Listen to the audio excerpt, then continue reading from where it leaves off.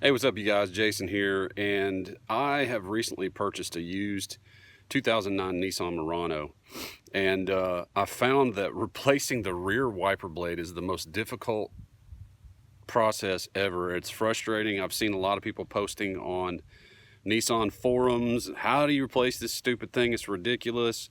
How come it doesn't just pull off far enough to just replace the blade? We're all cursing Nissan for this simple thing that is made difficult. But once you see the inner workings of how this thing comes off, specifically for the 2009 LE all-wheel drive, in my case, this is what you've got.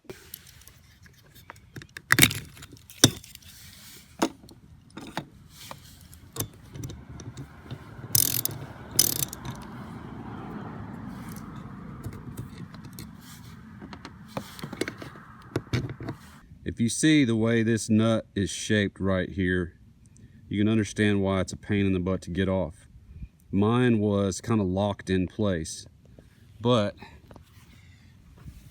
as you see how this works here, when this sucker goes on, all you're doing is pushing that housing down on these teeth here.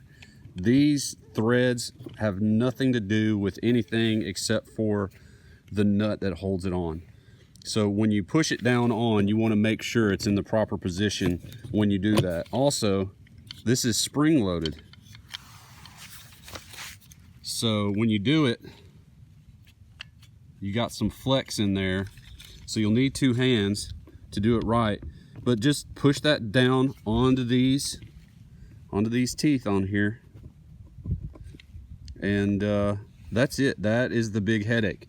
If yours is locked on here, what I did was sprayed some WD-40 down inside the piece as much as I could, and let that sit for a little bit, and then put a little bit of pressure on it, and it just popped right off.